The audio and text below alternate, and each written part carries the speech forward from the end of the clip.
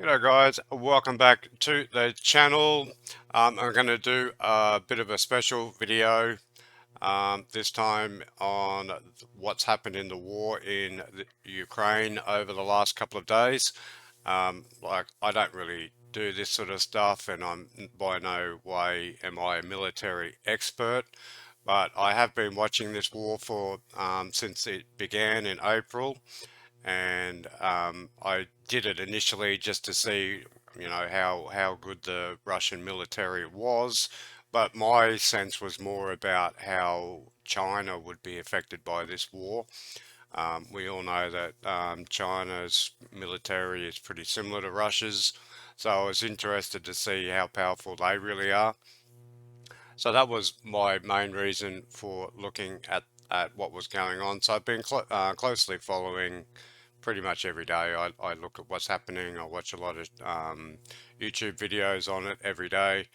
And I just noticed that there's a big elephant in the room that I haven't heard anyone talking about in the last week or so. And I just wanted to give you my opinion about what I think's happening and why I think that the Ukraine army has broken the back of this Russian invasion.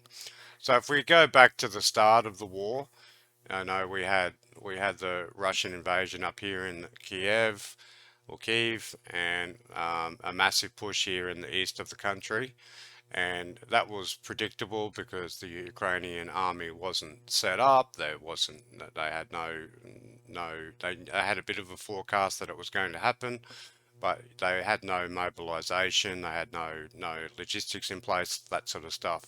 So we watched a quick advance into the north of the country in Kiev, and most of this territory was taken within the first couple of weeks by the Russian army.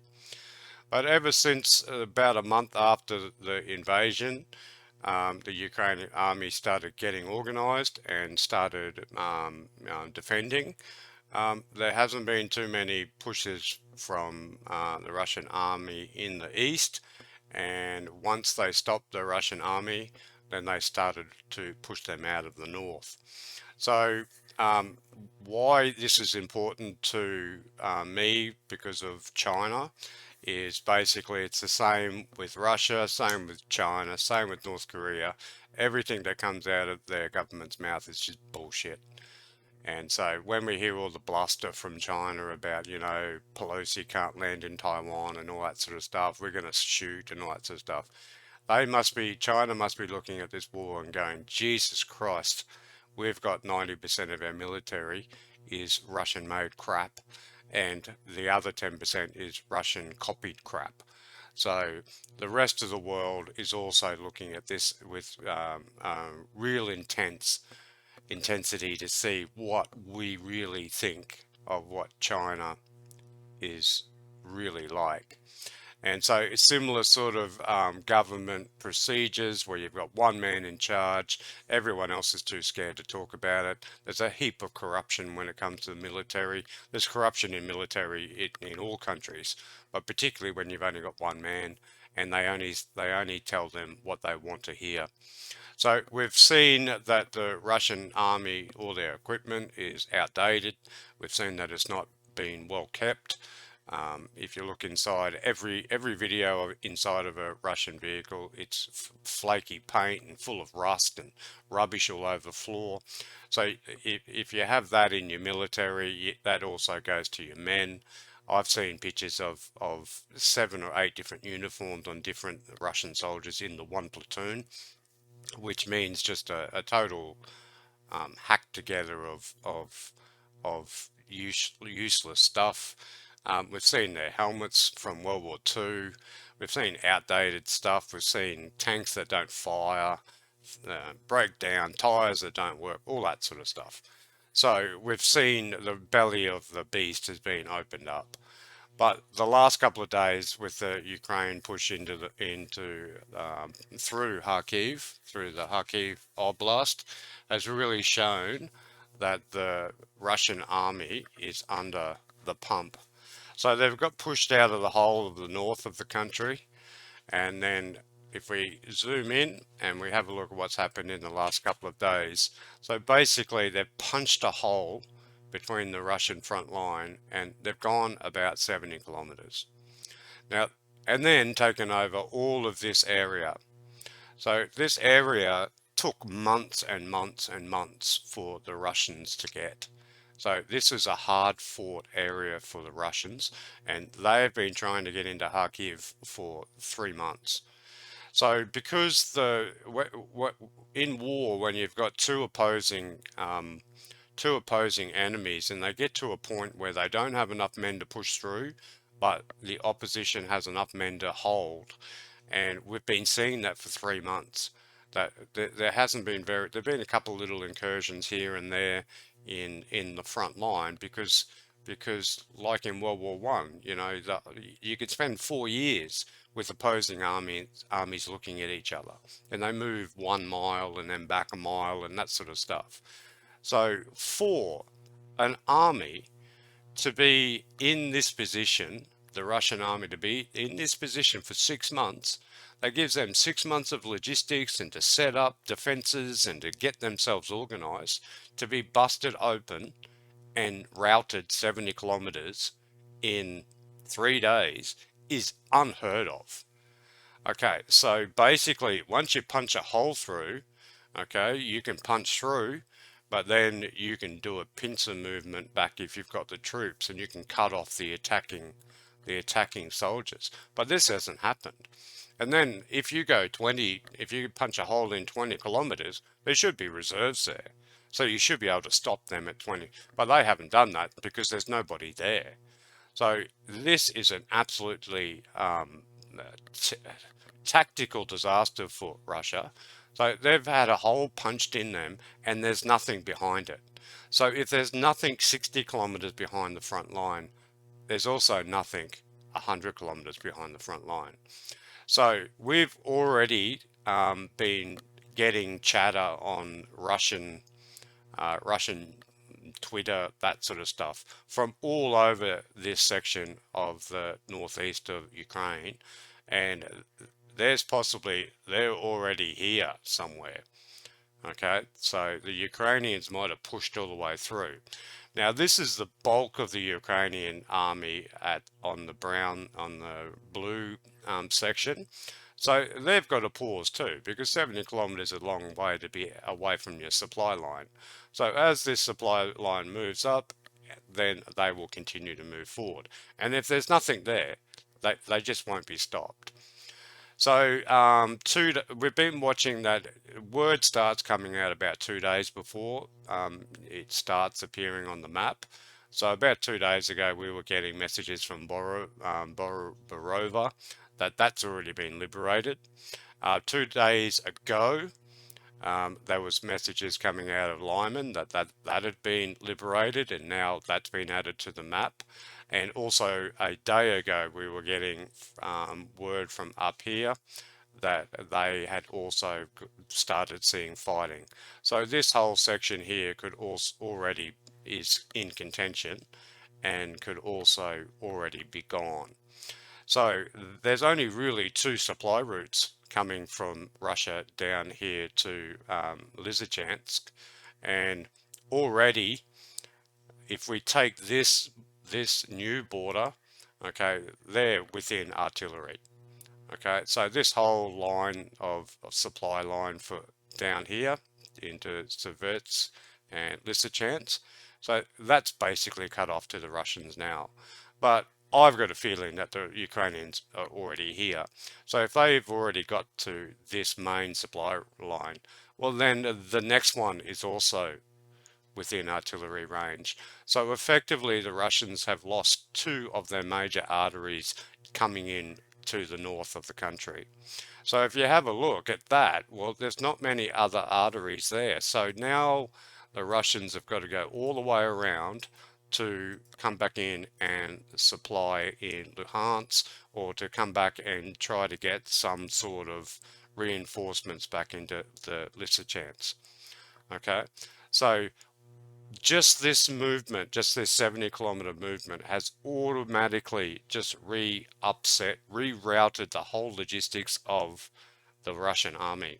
So I can see this whole area being taken over within 2 weeks.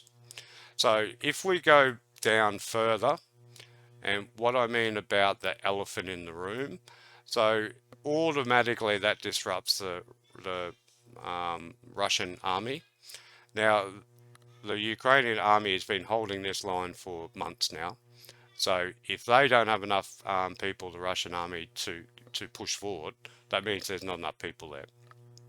Now, we did get the decoy done by the Ukrainian army to try to get more soldiers down here.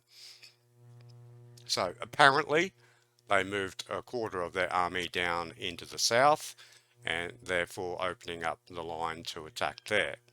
But if we go down a little bit further, and like I said, you've got two opposing armies, but we start getting to the point where we've got Mariupol is definitely under range from artillery now. So basically this whole corridor here can be hit. So any Russian vehicle, any Russian soldier coming within this corridor can be hit. But if you have a look at the landscape, okay, so you've got this massive big harbour here.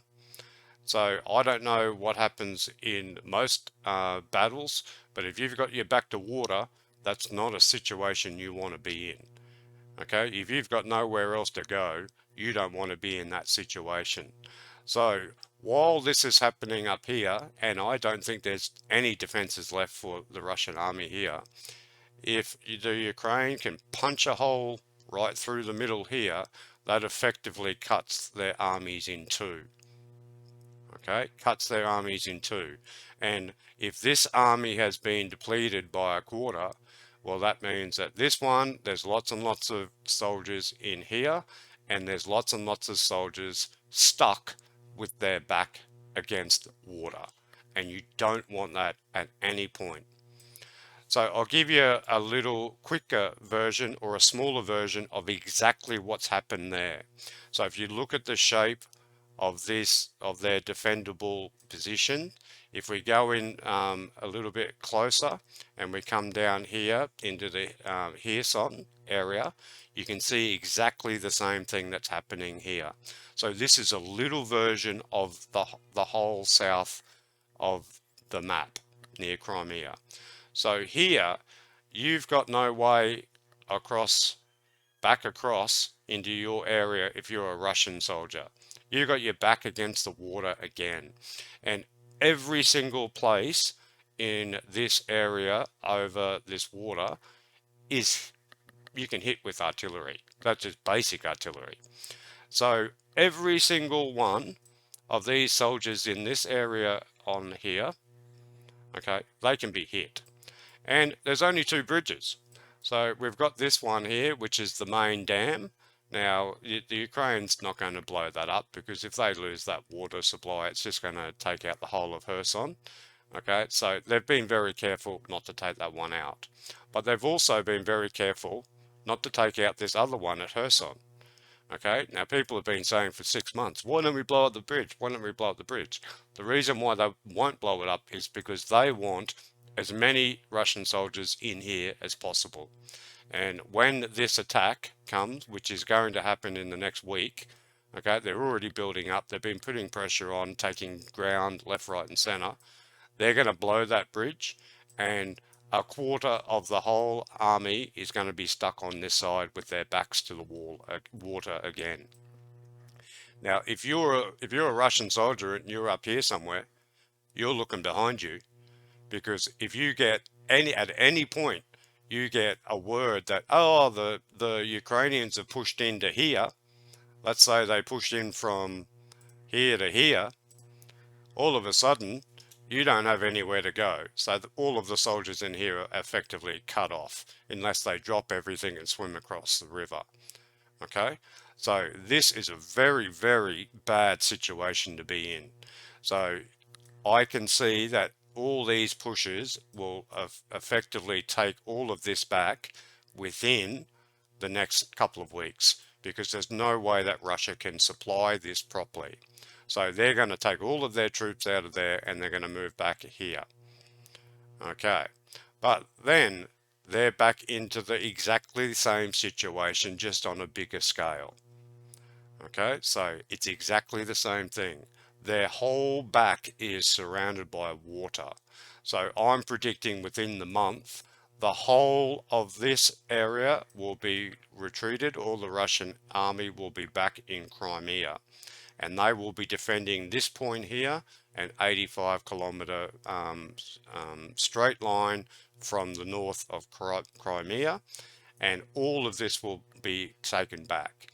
Now, Crimea is exactly the same. So these Crimea's, they've already got rid of all their ships out of there. They've already got rid of all their planes out of there because they're within range now with the HIMARS. So if we had a look a couple of months ago or a couple of weeks ago, we see that one of the air bases in Crimea where they destroyed about 15 of the Su-25s, and that's basically the whole flight platoon for the whole of Crimea destroyed in one day. So what few planes they've got left, they actually took out and they took back over here. But again, even if they retreat to this 85, they've got water all the way around them, and the only supply route into Russia is over here. So if you've got, HIMARS and you've got artillery set up, you can just pepper this, and this whole section will fall with just attrition. So I think that the little maneuver up here has put a massive amount of pressure on the Russian army. I think they've broken their back. And if they can push through the guts here and split open their army, this war could be over in months, not years. And this would be a massive, massive embarrassment for Russia, and therefore would also be a massive embarrassment for China. We heard today that China are actually sending troops. That's how worried they are about it too, because they're so linked to Russia that they know that the rest of the world is watching this debacle that Russia's doing, and they're gonna, at some point, people are gonna start asking questions about them.